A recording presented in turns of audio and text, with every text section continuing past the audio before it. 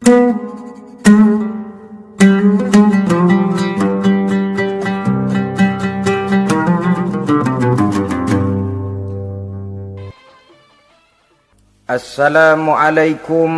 warahmatullahi wabarakatuh. Waalaikumsalam warahmatullahi wabarakatuh. Bismillahirrahmanirrahim. Alhamdulillahi rabbil alamin.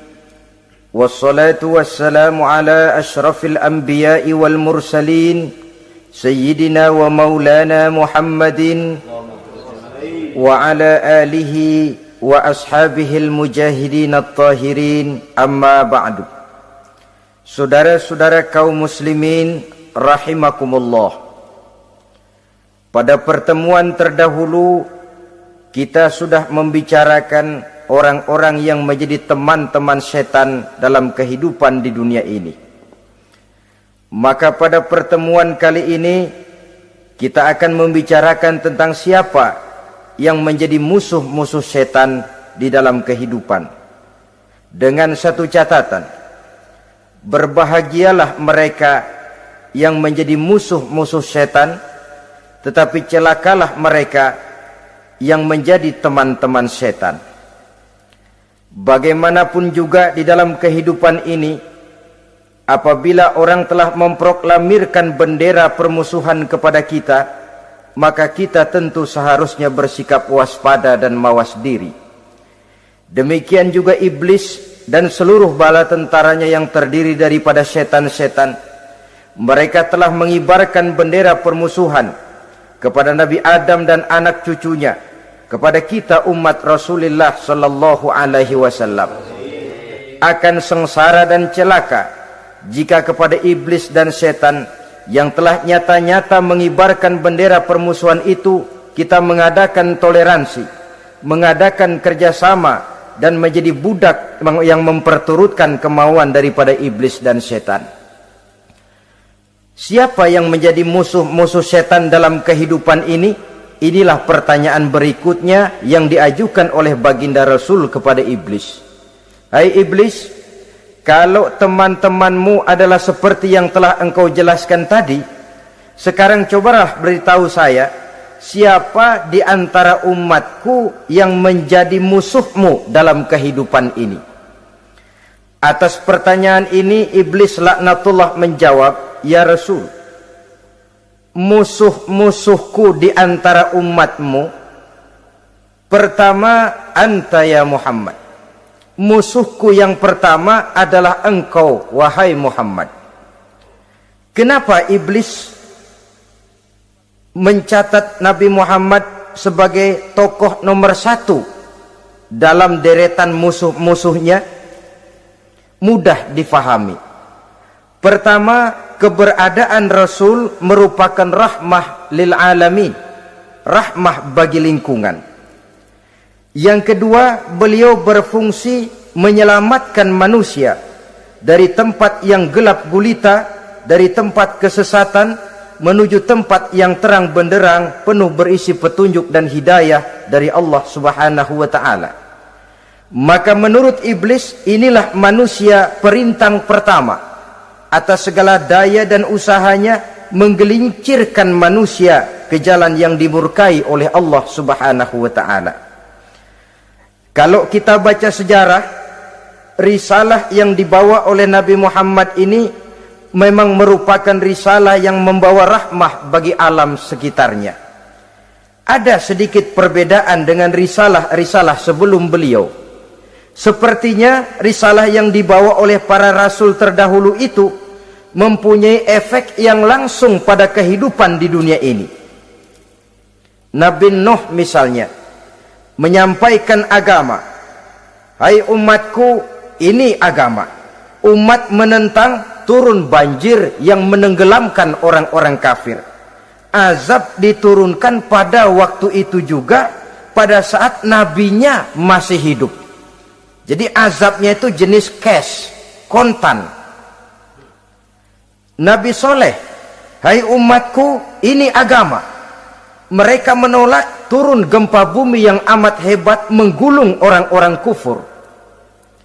Nabi Musa, hai umatku, ini agama. Mereka menolak. Sebagian ditenggelamkan di Lautan Merah, sementara sebagian lain dikutuk menjadi monyet-monyet yang hina, seperti diceritakan dalam Al-Quranul Karim. Lain dengan Rasulullah Sallallahu Alaihi Wasallam. Bagaimanapun kurang ajarnya umat yang dihadapi oleh beliau, bagaimanapun menentangnya jamaah yang dihadapi oleh beliau, azab tidak turun sepanjang beliau masih hidup. Ini merupakan jaminan dari Allah, wa ma kana Allahu liyu'azzibahum wa anta fihim. Allah sama sekali tidak akan menurunkan azab selama engkau wahai Muhammad masih hidup di tengah-tengah umatmu. Jadi keberadaan Nabi Muhammad merupakan jaminan keselamatan bagi umatnya. Selama beliau masih hidup, azab tidak turun bagaimanapun kurang ajarnya umat. Di sini sedikit bedanya dengan nabi-nabi terdahulu. Juga perbedaan dalam pola dakwah. Nabi Nuh ketika dakwahnya ditolak oleh umat, keluar doanya meminta umatnya ditenggelamkan. Tetapi Nabi kita ketika dilontari batu oleh umat, malah beliau mendoakan umatnya agar memperoleh hidayah. Oleh sikap yang semacam ini, wajar lalu iblis menganggap Nabi Muhammad sebagai musuh ranking pertama. Yang kedua, siapa musuhmu di antara umatku? Yang kedua kata iblis, musuhku Muhammad imamun adil, pemimpin yang adil. Itu yang akan menjadi musuhku di dunia ini. Putus asa iblis menghadapi pemimpin yang adil. Tipu dayanya tidak terkena. Segala tingkah polanya tidak diperturutkan. Imam yang adil, pemimpin yang adil merupakan musuh daripada iblis laknatullah alaih. Apa sebabnya? Karena pemimpin yang adil mempunyai dampak dalam kehidupan di dunia ini. Melindungi orang banyak, menenteramkan orang banyak. Makin aman, tentram, tenang situasi dan kondisi, makin mudah orang melaksanakan ibadah. Makin tekun orang melaksanakan ibadah, makin dekat dia dengan Allah. Makin dekat manusia dengan Allah, makin jauh dia dari iblis. Sebab dua hal ini selalu kontradiktif. Jika kita jauh dari Allah, tentu dekat dengan iblis. Jika kita jauh dari iblis, harus dekat tentu dengan Allah, dan begitu selanjutnya. Dalam kaitannya dengan kehidupan kita sekarang, saudara-saudara, disinilah perlunya mempersiapkan manusia. Membangun manusia itu jauh lebih sulit daripada membangun jembatan. Membangun manusia itu lebih sulit daripada membangun gedung-gedung bertingkat. Termasuk membangun dan mempersiapkan calon-calon pemimpin yang adil di masa yang akan datang. Membangun jembatan penting, tapi lebih penting daripada membangun jembatan adalah membangun manusia yang bikin jembatan.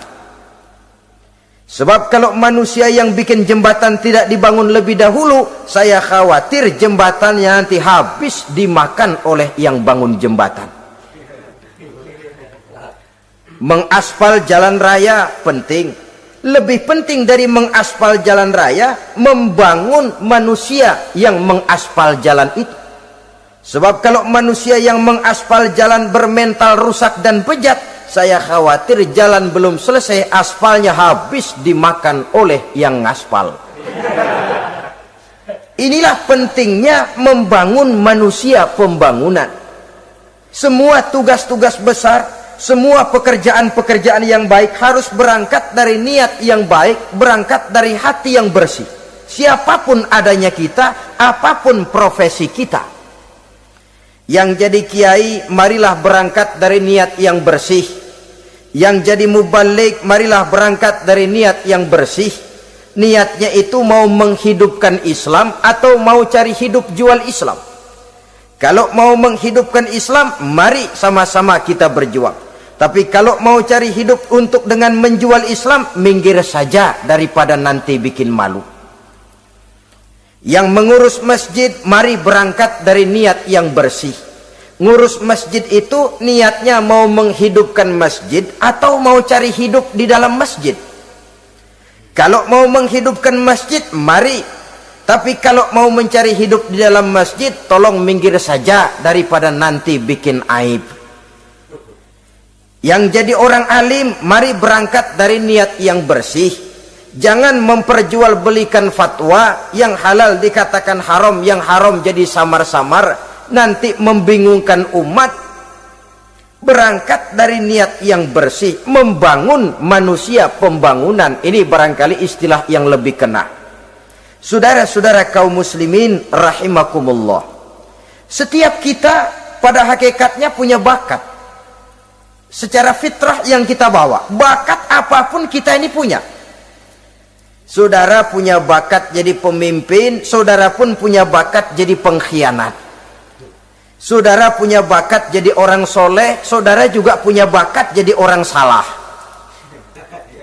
Saudara punya bakat jadi orang besar, saudara pun punya bakat jadi orang hina. Seluruh bakat ada di dalam diri kita. Tinggal nanti pertumbuhannya mana yang lebih subur. Saudara punya sifat berani, saudara pun punya sifat takut. Seberani-beraninya orang mesti ada sifat takutnya. Nanti mana yang tumbuh lebih subur? Kalau takutnya tumbuh lebih subur, dia akan jadi orang penakut. Kalau beraninya yang tumbuh lebih subur, dipupuk oleh lingkungan, pendidikan dan sebagainya, dia akan tumbuh jadi orang pemberani. Oleh karena itu, agama merupakan lingkungan yang subur untuk menumbuhkan benih-benih yang baik yang kita bawa bersamaan dengan lahirnya kita ke alam dunia ini. Setiap kita, saya, saudara, punya bakat jadi pemimpin, punya bakat jadi pengkhianat, punya bakat jadi pengabdi, punya bakat jadi koruptor, punya bakat jadi pemelihara, punya bakat jadi perusak. Tinggal nanti lingkungan, pendidikan yang menumbuhkan mana yang tumbuh lebih subur. Kalau lingkungan saudara lingkungan maling, maka sifat pengkhianat akan tumbuh lebih subur. Kalau nanti saudara jadi pemimpin, insya Allah korupsi.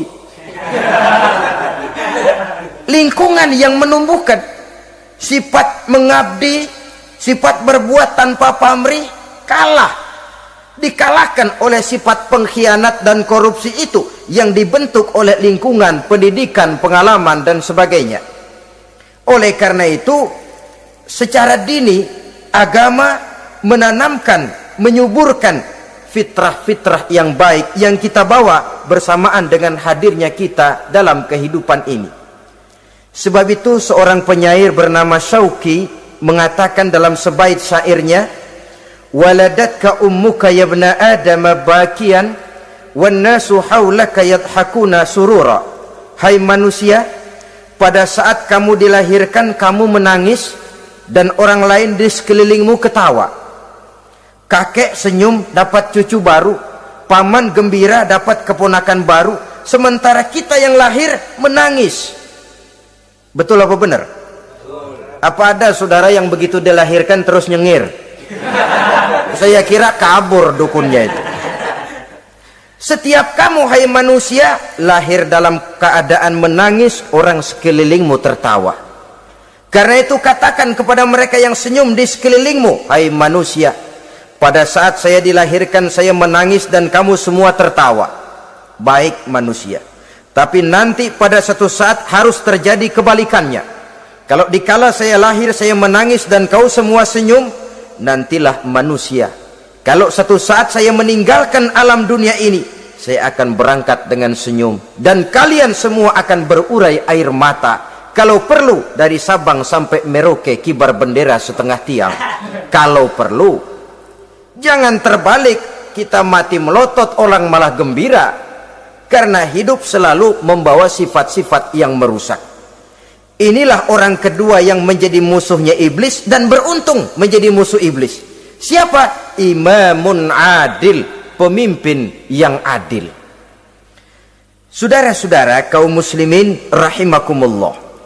Yang ketiga musuh iblis, ghaniyun mutawadhi, orang kaya yang rendah hati. Orang kaya yang tidak sombong. Kaya apa saja, baik kaya oleh karena ilmu, orang yang kaya karena ilmu disebut orang alim. Baik kaya karena materi, orang kaya karena materi dinamakan hartawan. Baik kaya karena kedudukan, orang yang kaya karena kedudukan dinamakan pejabat. Orang kaya yang rendah hati itu musuh iblis. Beruntung dia menjadi musuh iblis. Iblis tidak senang ada orang kaya tidak sombong. Tapi iblis paling senang kalau ada orang kaya sombong. Lebih senang lagi iblis kalau ada orang miskin sombong. Masya Allah. Orang kaya sombong, walaupun iblis senang, orang masih bilang pantas saja dia sombong, kaya apaan aja punya. Udah miskin sombong, kira-kira yang disombongin apaan? Dalam segala bentuknya sombong ini Allah tidak senang, tapi iblis senang. Kenapa? Karena sponsor sombong iblis.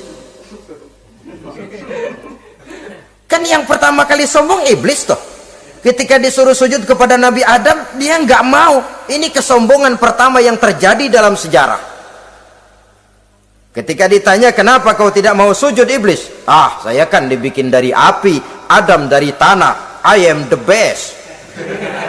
Saya lebih hebat daripada iblis, daripada Adam. Adam baru kemarin dibikin, saya sudah lama. Kata Allah, kamu sombong iblis, ini surga bukan tempat orang sombong. Keluar! Terusir dia dari surga. Jadi kesombongan pertama adalah kesombongan yang dilakukan oleh iblis, dan dia tanamkan itu kepada kita supaya jadi orang sombong. Karena itu sombong ilmu Allah nggak senang, tapi iblis senang. Mentang-mentang ada ilmunya. Nih, satu-satunya ustadz di sini ya, semua mesti ngaji sama gue. Kalau nggak ngaji sama gue, Islamnya kurang tapi bener. Sombong karena ilmu, sombong karena pangkat. Mentang-mentang pakai bintang di pundak, jalan pundak duluan. Yang wajar saja hidup ini. Sombong harta pun begitu. Kaum muslimin rahimakumullah, orang kaya yang rendah hati dimusuhi oleh iblis, tapi dicintai Allah, dicintai Rasul, dicintai malaikat. Caranya bagaimana? Kembali kepada satu kesadaran bahwa pada saat terlahir ke alam dunia ini tidak ada yang pernah kita bawa. Kalau sekarang kita punya rumah, punya kebun, punya kendaraan, punya pabrik, punya segala macam benda, apa itu? Titipan. Pada suatu saat akan diambil kembali oleh yang menitipnya. Kalau titipan itu pandai kita jaga, pandai kita syukuri, titipan akan makin banyak. Sama juga kita dalam kehidupan. Kalau orang bisa kita percaya, saya mau pergi ke luar negeri, rumah saya titip kepada tetangga. Saya pulang dari luar negeri, isi rumah tetap tidak berkurang, malah dibersihi, malah disapu, dihilangkan kotorannya. Tentu bukan main syukur saya, girang saya. Akan bertambah kepercayaan saya untuk menitipkan apa saja. Ini makna la in syakartum la azidannakum wa la in kafartum inna azabi lasyadid. Kalau kamu pandai bersyukur, aku tambah nikmat. Tapi kalau kamu ingkar, azabku teramat pedih. Artinya apa? Nikmat bisa berubah menjadi azab kalau kita tidak pandai mensyukurinya. Ma'asyiral muslimin rahimakumullah, orang yang kaya ilmu lalu rendah hati, tidak selalu ingin menonjolkan diri. Ini kadang-kadang yang tanggung ini yang bikin berabe. Alim bener enggak, geblek bener juga enggak. Yang sedikit-sedikit mau nonjolin diri. Kalau enggak jadi imam enggak mau ke masjid, enggak jadi imam enggak mau ke musola. Pokoknya kalau enggak jadi imam marahan sama musola. Macam mana? Saudara-saudara kaum muslimin, rendah hati. Tidak selalu ingin menonjolkan, sebab orang yang selalu ingin menonjolkan dirinya biasanya orang yang kekurangan kepercayaan kepada kemampuan dirinya sendiri. Dia selalu ingin dinomorsatukan, dia selalu ingin ditempatkan pada ranking teratas. Dia tidak percaya diri. Orang yang percaya diri dapat bersikap wajar dalam kehidupan. Begitu juga kaya karena harta, dengan menyadari bahwa harta bagaimanapun banyaknya titipan dari Allah, pada suatu saat akan kembali. Dia harus dimanfaatkan sesuai dengan kehendak yang menitipnya. Begitu juga kaya oleh karena pangkat, kedudukan, dan jabatan. Pada suatu saat jabatan itu akan hilang dari diri kita. Karenanya sering saya jelaskan bahwa pangkat di dunia ini yang paling tinggi pensiun. Titel yang paling akhir almarhum. Saudara setuju atau tidak, titel itu akan saudara dapat. Bagaimanapun kita cinta kepada pangkat, kedudukan, entah pada akhirnya suatu saat akan sampai kepada posisi yang namanya pensiun. Kalau sadarlah kita kepada pemikiran ke arah sana, maka untuk mencapai kekayaan, baik kekayaan harta, kekayaan kedudukan, tidak lalu menghalalkan segala cara untuk mencapai tujuan, tapi dibatasi oleh norma dan kaedah yang harus dia taati, baik kaedah agama maupun kaedah bernegara. Inilah orang ketiga yang menjadi musuhnya iblis, orang kaya yang rendah hati, orang kaya yang tidak sombong. Yang keempat, saudara-saudara, tajirun shadiq, pedagang, pengusaha yang jujur. Iblis gedek betul, benci bukan main sama pengusaha, sama pedagang yang jujur, yang tidak ngurangi timbangan, tidak nipu pembeli, tidak barang yang jelek dibilang bagus, atau yang bagus di atas yang jelek di bawah, atau dicampur yang baik dengan yang jelek supaya kelihatan semuanya jadi baik. Semua orang ingin untung, tidak ada kecuali siapapun orangnya, dan itu wajar. Setiap manusia ingin mendapat keuntungan, kalau perlu dengan modal minimal mencapai keuntungan maksimal, seperti yang diajarkan oleh teori ekonomi. Itu kan yang namanya produktif kan. Satu usaha dinamakan produktif, bagaimana kita mengeluarkan modal minimal bisa mencapai keuntungan maksimal. Silakan. Bahwa manusia ingin untung itu insting, naluri, fitrah. Tidak ada orang yang mau rugi.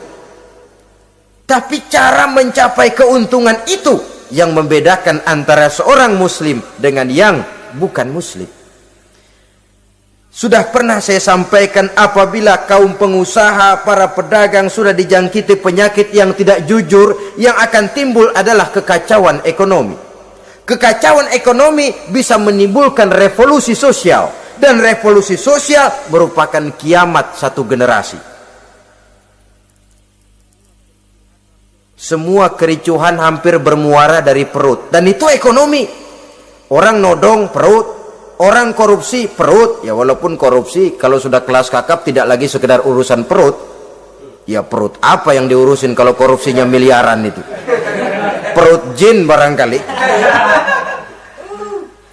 Saudara-saudara kaum muslimin rahimakumullah. Oleh karena itu, pedagang yang jujur, pengusaha yang jujur, ini merupakan musuh iblis. Iblis tidak senang kalau ada pengusaha yang jujur. Iblis tidak senang kalau ada pedagang yang jujur. Tapi iblis akan tepuk tangan kalau pedagang sudah selingkuh, kalau pengusaha sudah nipu. Ada orang bilang, sekarang mah kalau jujur-jujur bener nggak makan apa-apa dong kita. Sebab katanya jangan lagi nyari yang halal, sekarang ini yang haram aja seret. Rupanya sering masang undian nggak pernah kena. Lalu bilang jangan yang halal, yang haram aja nggak kena-kena katanya. Sebenarnya bukan itu masalahnya, saudara-saudara. Bukan itu masalahnya. Masalahnya ialah bahwa kejujuran membawa keberkahan. Ini kalau kita berpikir dengan kacamata agama. Keberkahan merupakan sumber ketenangan. Dan ketenangan ini tidak bisa dibeli dengan materi yang bagaimanapun banyaknya. Walaupun kita punya percetakan duit, ketenangan itu nggak bisa dibeli. Jangankan cuma punya duit banyak, percetakan duit saudara punya, mau membeli ketenangan yang berasal dari keberkahan, sulit. Jadi kejujuran membawa keberkahan, keberkahan membawa ketenangan. Jangan macam dulu tukang sol sepatu. Ditanya oleh temannya, "Bang, ngesol satu hari dapat berapa?" 200 rupiah. Sembayang enggak? Enggak. Islam? Islam, kalau Islam mah. Kata temannya, "Sembayang dah, kali aja besok dapat rezeki lebih banyak." Yang benar, iya. Sebab kalau orang sholat itu Allah dekat, nanti rezekinya ditambah. Beneran? Bener. Subuh sembayang dia. Habis sembayang sarapan, berangkat ke tempat dia ngesol, mangkal. Dari pagi sampai jam 11 belum ada juga yang ngesol. Mulai bimbang hatinya. Katanya kalau sembayang rezeki tambah. Tadi sembayang subuh sampai gini hari belum ada yang ngesol. Cobaan kali, sabar. Datang sholat zohor. Habis zohor nunggu lagi, belum juga ada yang datang ngesol. Udah mau pulang hampir maghrib, baru datang satu orang dandanin sendal jepit putus.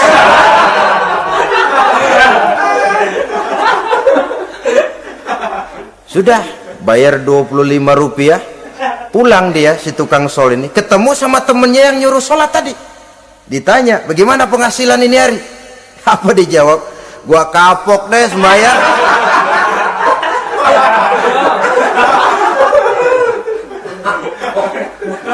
Kemarin nggak sembayang dapat 200, sekarang begitu sembayang jigo.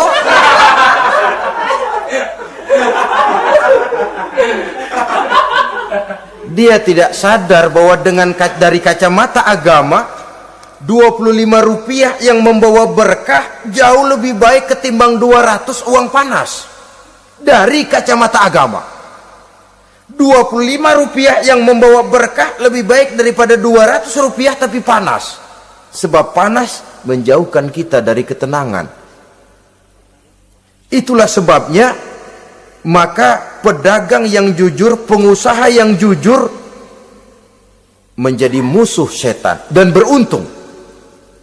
Sekarang jadi pengusaha jujur-jujur nggak dapat proyek, Pak. Kalau nggak bisa semir semur.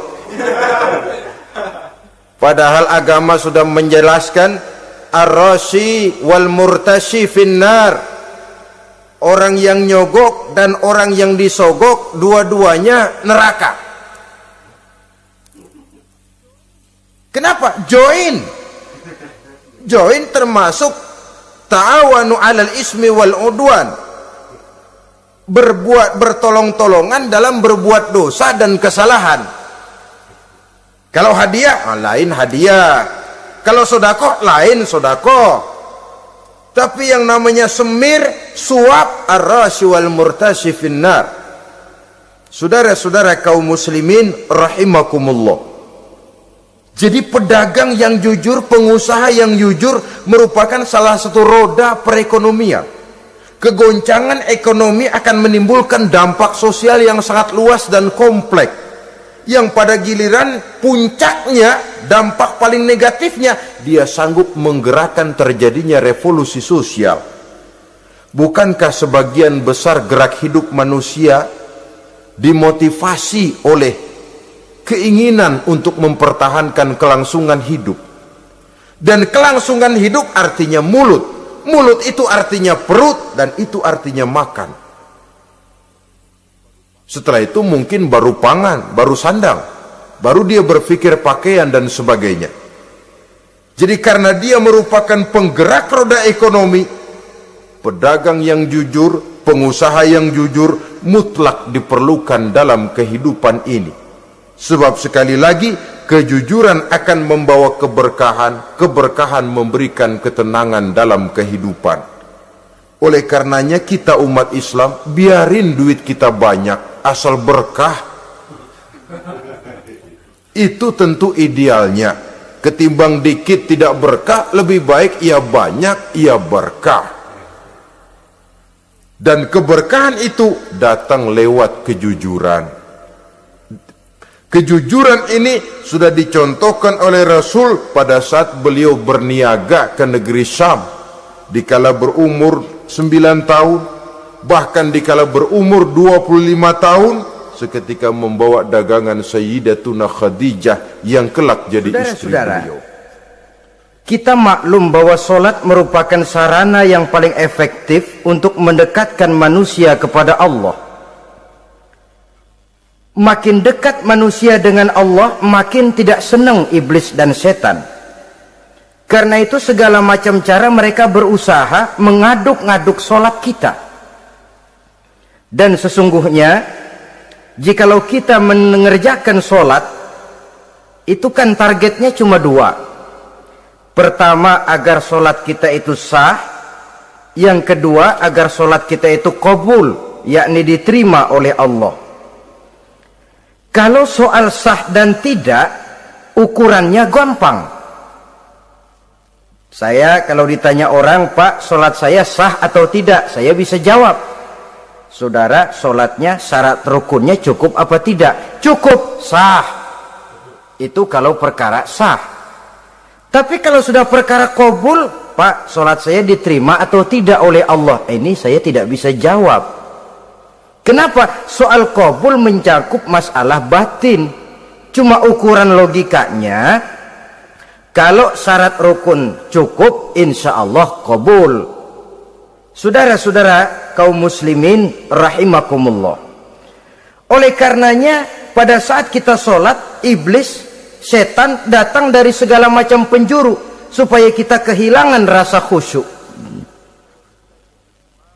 Apalagi kalau kita jadi imam yang gerak kita, bacaan kita dilihat, didengar, disaksikan oleh orang banyak. Digodanya gerakan kita, dibolak-baliknya hati kita, supaya di dalam sholat itu banyak yang kita ingat, hal-hal yang tidak ada hubungannya dengan sholat.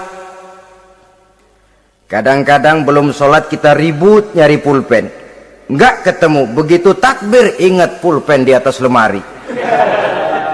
Mulai goncang lagi niat kita sholat.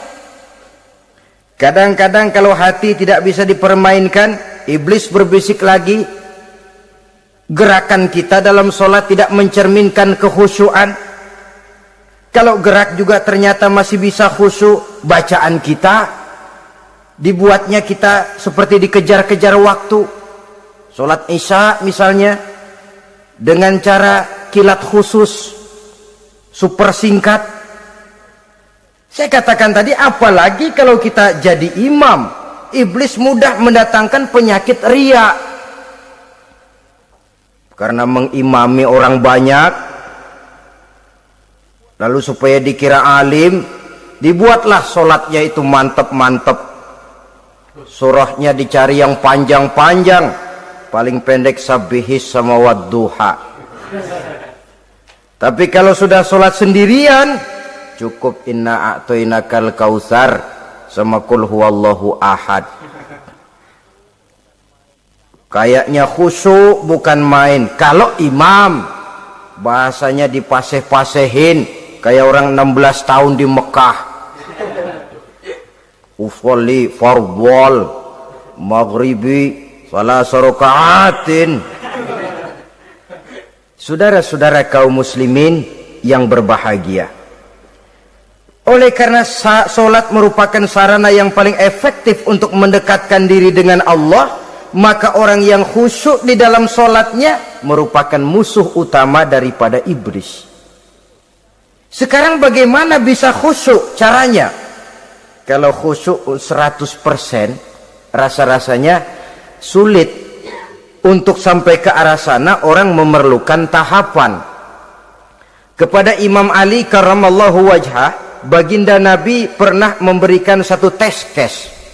Ali, saya ya Rasul, kalau kau bisa sholat 2 rakaat saja dengan khusyuk, aku kasih hadiah sorban. Baik ya Rasul. Sembayang Imam Ali 2 rakaat, selesai sholat, assalamualaikum wassalamualaikum. Rasul bertanya, yang mana sorbannya Li? Tanpa nengok, Imam Ali menjawab, yang hijau ya Rasul. Setelah menjawab yang hijau, Rasul berkata, kamu tidak khusyuk li. Kenapa? Soalnya tadi waktu sembahyang mikirin, nanti kalau ditawarin sorban pilih yang hijau aja ah.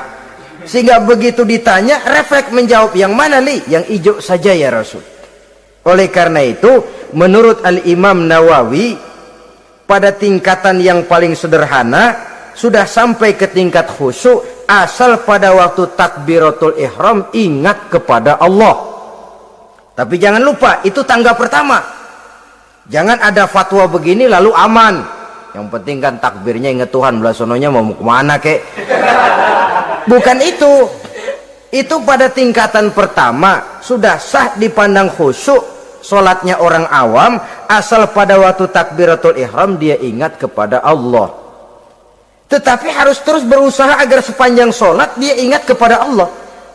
Caranya bagaimana? Pertama, menanamkan diri bahwa pada saat kita sedang mengerjakan solat, yang lain tidak ada kecuali Allah. Yang kedua, berusaha memahami apa yang kita baca. Sehingga pada saat kita sujud, subhana rabbiyal a'la wa bihamdi, terbayang kemahasucian Allah, kemahatinggian Allah. Sehingga hati tidak mengembara, mulut berucap, hati mengikuti apa yang diucapkan. Yang kadang-kadang membuat hati kita jalan-jalan, badan di masjid, badan takbir, badan ruku, tapi hati di pasar, hati di kantor, hati di pabrik. Karena yang kita ucapkan tidak berakar di hati. Yang kita baca kita nggak tahu artinya. Sangat boleh jadi hati lalu mengembara kemana-mana.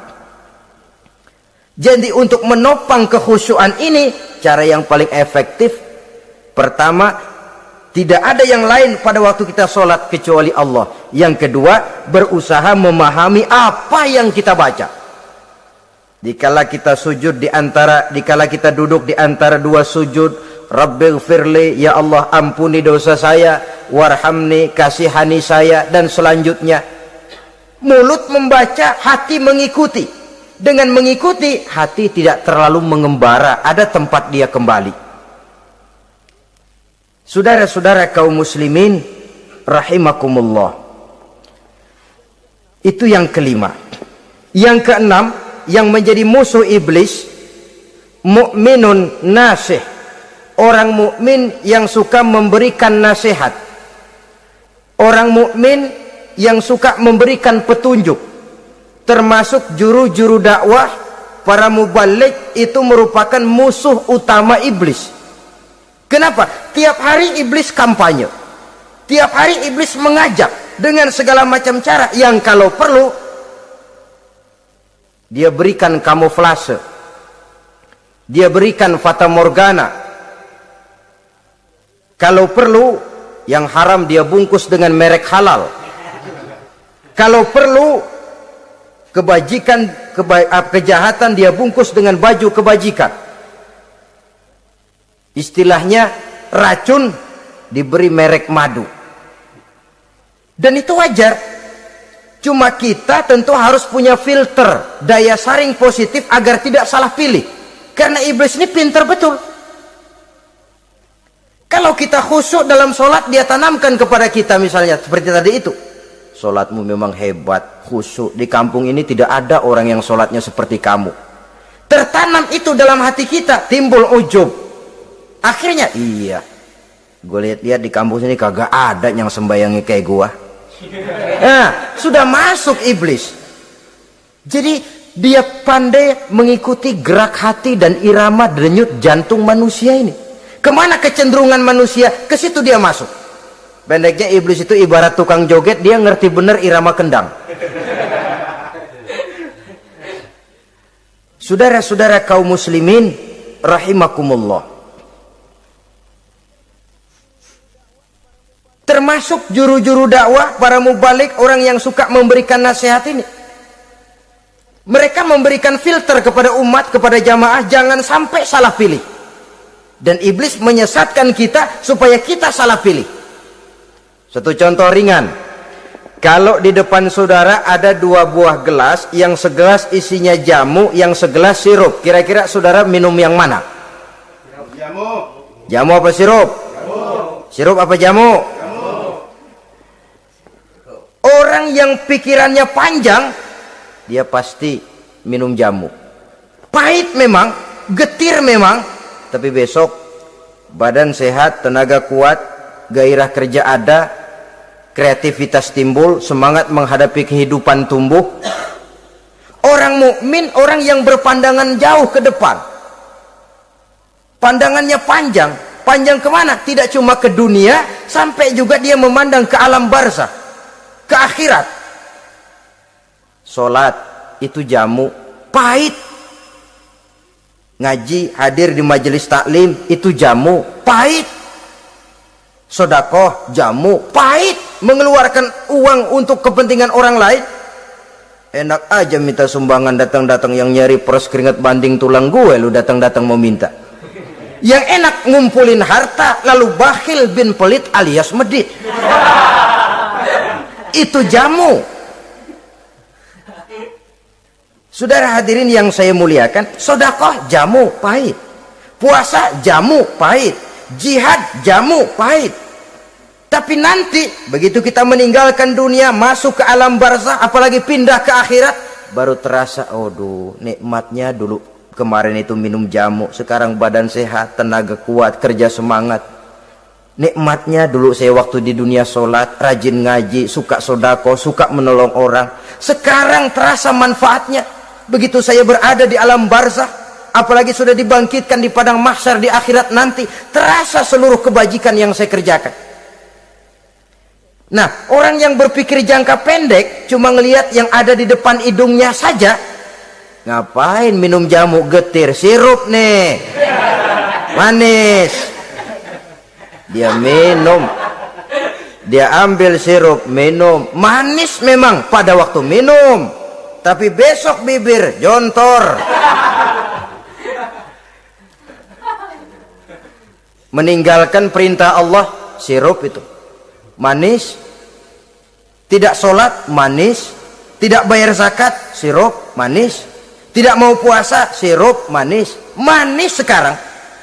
Tapi nanti besok begitu masuk ke alam barzakh, begitu dibangkitkan di padang mahsyar di akhirat nanti, merintih kita menahan penyesalan yang sudah tidak ada artinya lagi. Sampai-sampai penduduk mahsyar itu ada yang berkata, diceritakan dalam Quran, ya laitani kuntu turaba. Wahai celaka, kenapa kita nggak jadi tanah saja? Menyesali kejadiannya. Andai kata mereka bisa kembali ke hidup di dunia lagi, mereka akan minta kejadian yang kedua untuk berbuat baik. Tapi tentu sudah penyesalan yang tidak ada gunanya lagi. Maka saudara-saudara, emang cuman jalan duluan kecebur di sumur yang nyesel duluan. Ada orang jalan, yang paling depan kecebur di sumur, itu tuh gue nyesel duluan katanya. Nyesel duluan, yang lain mesti nyeselnya belakangan. Saudara hadirin yang saya muliakan, nah, orang yang suka memberikan nasihat kepada orang lain dimusuhi iblis. Kenapa? Tentu nasihat yang membawa kebaikan. Iblis nggak senang betul itu. Kita nasihatin teman, udah berhenti dah, jangan pada mabok lagi. Iblis gergetan bener. Ini orang dilarang lagi. Kita nasihati teman, udah jangan masang-masang lagi dah, nggak bakalan kena, dikebohongin. Nggak ada orang jadi kaya masang judi, bangkrut malah loh. Ini kan termasuk tipu daya iblis, judi dinamain sumbangan.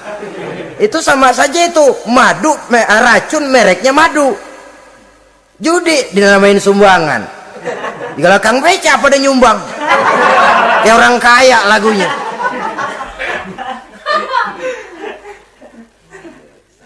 Saudara-saudara kaum muslimin rahimakumullah, adalah kewajiban kita memang untuk tawasau bil haq, saling nasihat menasihati. Setiap kita juru dakwah, setiap kita wajib menyampaikan apa yang sudah kita tahu kepada orang yang belum atau kurang tahu. Saudara yang bisa bismillah wajib mendakwahkan bismillah itu kepada orang yang belum tahu bismillah. Saudara bisa Fatihah harus menyampaikan itu kepada orang yang belum bisa Fatihah. Persetan dengan orang lain. Apalagi yang cuma kerjanya ngeritik saja, lu baru bisa Fatihah doang udah ngajar. Biar aja yang diajarin gak bisa Fatihah kok. Apa masalahnya pemerataan di bidang keilmuan?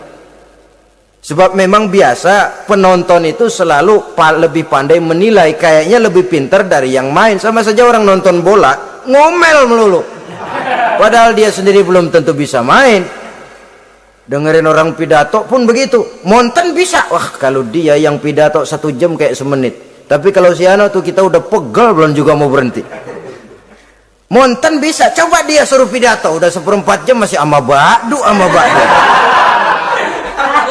Apa mau dibilang ama ba'du?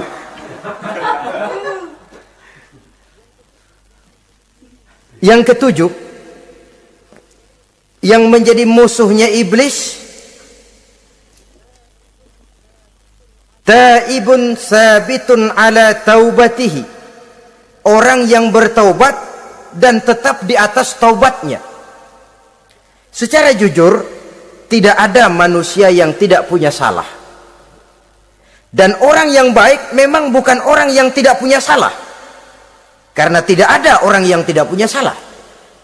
Orang yang baik adalah orang yang apabila melakukan kesalahan dia segera sadar, dijadikannya itu sebagai pelajaran untuk tidak diulanginya lagi pada masa yang akan datang.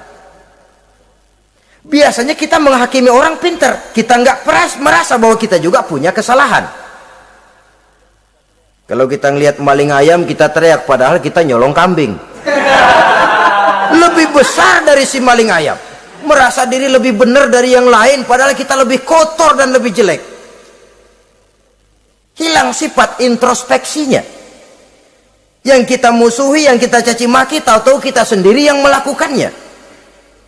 Saudara-saudara kaum muslimin, orang yang bertaubat dan tetap dalam taubatnya stabil, itu musuh iblis. Apa ada orang yang taubatnya nggak tetap? Ada, yang istilah kita taubat sambal namanya. Kalau dia makan sambal kepedesan, taubat makan sambal. Besok mau makan kagak ada sambal, ngomel, mana sambal? Kemarin udah taubat, sekarang mana sambal? Ini taubat yang namanya taubat sambal.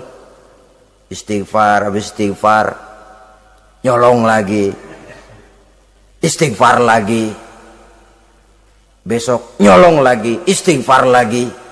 Itu taubat yang tidak tetap namanya. Allah Maha Pengasih dan Penyayang dengan segala kebesarannya. Ia akan memaafkan segala perbuatan yang bersifat salah dari hamba-hambanya. Cuma manusia kadang-kadang yang tidak mau memaafkan dirinya sendiri. Amat dungu manusia macam ini, membiarkan dirinya hanyut berlarut dalam lembah dosa, sementara dia diberikan umur tidak digunakannya untuk bertaubat. Innallaha yaqbalu taubatal abdi ma lam yugharghir. Allah senantiasa akan menerima taubat seorang hamba sepanjang nafasnya belum sampai di tenggorokan. Kalau nafas sudah sampai di tenggorokan baru berniat taubat, kasib terlambat. Kayak Fir'aun. Fir'aun itu begitu ditenggelamkan di lautan merah, udah cengap-cengap mau mampus, baru ngomong dalam sekaratnya, amantu bi Rabbi Musa wa Harun. Kalau begini mah saya juga percaya sama Tuhannya Musa. Udah sekarat baru mau taubat, malaikat maut gemes banget, dilelepin, mati.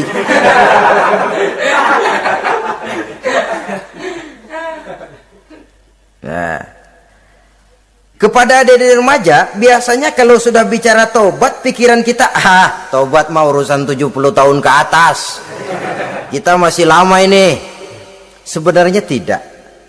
Masalah taubat adalah masalah salah dan dosa.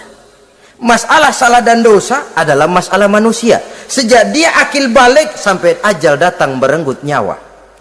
Hidup ini tidak selalu berjalan mulus.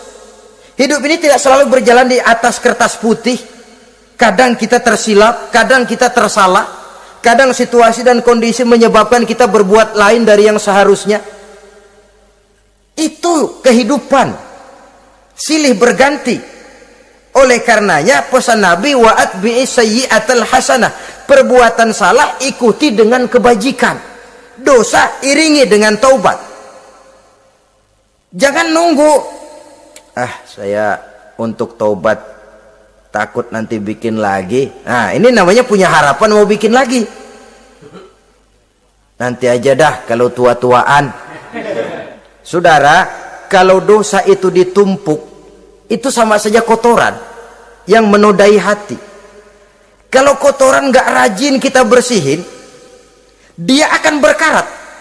Dan kalau sudah berkarat, sudah sulit untuk dibersihkan. Itu makna ungkapan Imamul Ghazali, hati manusia sebening kaca. Lapisan dosa yang dia kerjakan adalah debu yang menutupi jernihnya kaca.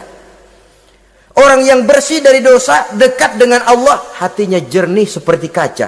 Dari hati yang jernih, radarnya kontak kepada Allah. Sinyalnya nyambung channelnya itu. Getarannya hebat. Wajar kalau lalu dia bisa tahu apa yang besok akan terjadi. Diberitahu oleh Allah. Yang namanya ilmu laduni itu. Ilmu yang ditransfer langsung oleh Allah. Karena kebersihan hatinya. Ah, mana ada orang gak belajar bisa pinter. Iya, kalau hatinya butek emang gak ada. Tapi kalau Allah mau berberangkat dari hati yang bersih, yang kontaknya nyambung kepada Allah, hati itu seperti kaca, kata Imam Ghazali. Dosa yang kita lakukan adalah debu. Kalau debu sedikit datang kita lap, datang lagi kita bersihin, datang lagi kita bersihin, insya Allah nggak sampai jadi noda di atas kaca itu. Tapi kalau nunggu debu itu sampai bertumpuk, besok aja ngelapnya dah, besok aja ngebersihinnya, bertumpuk dia, sulit membersihkannya. Walaupun kena, nodanya tentu tertinggal di atas kaca itu. Karena itu dalam kehidupan remaja misalnya, pemuda misalnya, kita tidak bisa menolak mode,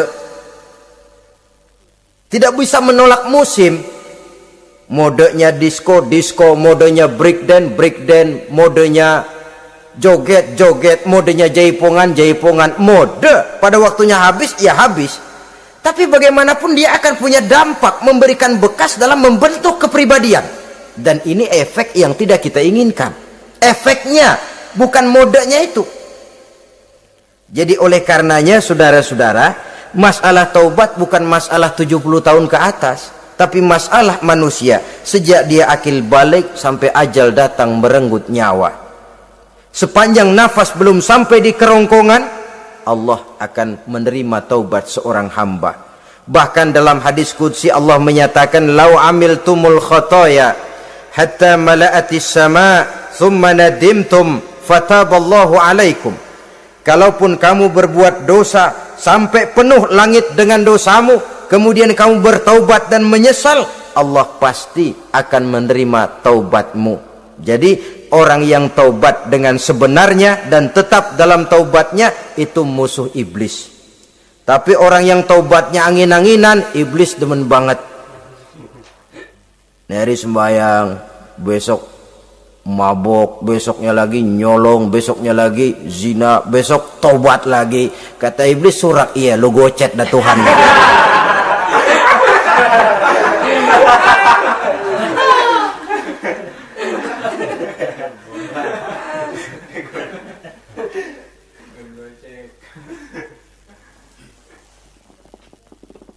Selanjutnya yang ke-8, musuh iblis, musuh setan, mukminun yudawi mu'alat taharah.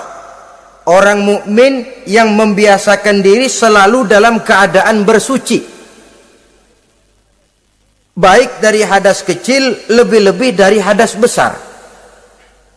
Wudu utamanya memang untuk sholat, tapi membiasakan wudu dalam kehidupan sangat baik sekali. Mau ke kantor wudu dulu, mau ke pasar wudu dulu, mau ngajar wudu dulu. Apa sebabnya? Karena dalam keadaan suci, orang ada sikap memelihara kesuciannya. Kalau kita naik PPD pagi-pagi gelantungan, kalau punya wudu, hati-hati, kesenggol perempuan juga sayang sama wudu. Tapi kalau nggak punya wudu, jangan kesenggol, kita nyeruduk. Ada semacam sikap apik di dalam kehidupan ini. Karena itu biasakan wudu untuk menjaga kebersihan diri, kebersihan zahir, kebersihan batin, belum lagi kemanfaatan di akhirat. Sebab kata Nabi, inna ummati ya'tuna yaumal qiyamah ghurran muhajjalin min asaril wudu. Umatku di akhirat nanti akan datang menghadap Allah dengan muka berseri-seri, bersinar-sinar dari sebab sering wudu. Sehingga tidak usah mengaku pun Rasul akan memanggil karena muka yang sering tersentuh air wudu ini. Mu'minun yudawimu alat toharoh. Orang mukmin yang selalu membiasakan diri berada dalam keadaan suci, berwudu. Kita lihat ajaran wudu ya. Dari sejak bacaan-bacaannya saja itu sudah membawa manfaat. Lalu dari segi bahwa kita manusia sering tersilap melakukan dosa-dosa kecil. Dosa-dosa kecil itu oleh air wudhu dia rontok. Tangan kita suka colak-colek pada saat membasuh dua tangan. Allahumma inni as'alukal yumna wal barakah wa a'udzubika minasyu'mi wal halakah. Dosa yang ada di tangan itu rontok. Mata kita suka pelatat-pelotot, nggak karu-karuan pada saat membasuh muka. Nawaitu raf'al hadasil asghar. Dosa yang ada di mata rontok dari segi pembersihan batin.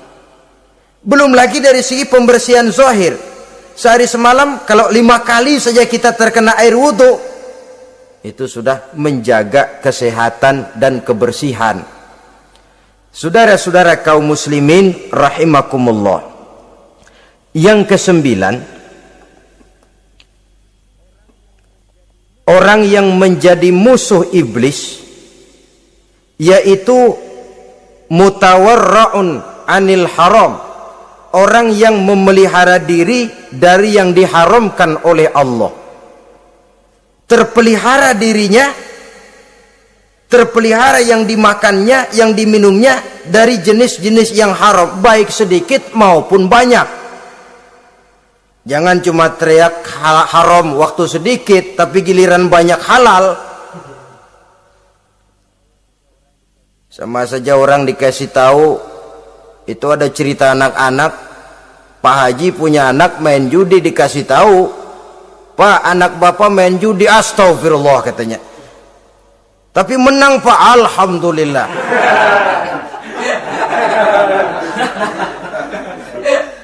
Ini kan sama saja, giliran sedikit dibilang haram karena dia nggak dapat jatah, begitu dapat banyak dan dia kecipratan jadi halal. Yang sedikit haram, banyaknya pun juga haram. Yang banyaknya haram, sedikitnya juga haram. Ada orang bilang minuman keras kalau nggak mabokkan nggak haram. Yang memabokkan banyaknya, sedikitnya tetap saja haram. Ma askaro kasiruhu faqaliluhu haramun. Apa yang banyak menyebabkan jadi mabuk, sedikitnya pun juga haram. Saudara-saudara kaum muslimin, yang ke-10 yang terakhir, musuh daripada iblis ialah mukminun rahimun. Orang mukmin yang berhati pengasih. Orang mukmin yang suka menyambung silaturahmi. Orang mukmin yang tidak suka bertengkar. Orang mukmin yang tidak suka marah-marahan. Kalaupun terpaksa marah, tidak lebih daripada 3 hari. Jadi boleh saja marah kalau alasannya tepat, tapi nggak lebih dari 3 hari. Kalau perlu bikin perjanjian, kita marah ya 3 hari. Itu limit. Tidak halal kata Nabi bagi seorang muslim menjauhi saudaranya lebih dari 3 hari. Tidak halal itu artinya haram. Kita ini kadang-kadang kalau sudah marahan sama tetangga kah, sama teman kah, kadang-kadang suka berlaku perpanjangan waktu. Tidak cukup perpanjangan waktu, ditambah lagi perpanjangan generasi. Nggak cukup kita yang marah, orang lain kita sundut-sundut supaya ngikut marah lagi. Marah pakai ngundang. Kayak mafia lagunya, udah dia marah, orang lain lagi disuruh marah. Saudara hadirin yang saya muliakan, mukmin yang punya sifat belas kasih, berhati jernih, itu musuh utama dari iblis. Tapi mukmin yang suka marah-marahan, tukang hasut dan tukang bakar, itu teman-teman iblis.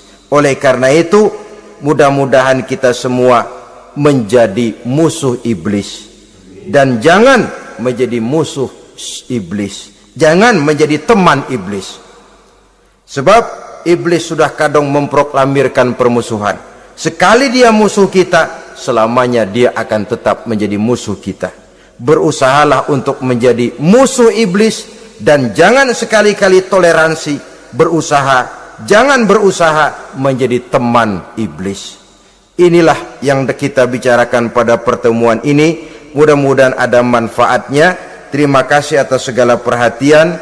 Mohon maaf atas segala kekurangan. Wassalamualaikum warahmatullahi wabarakatuh.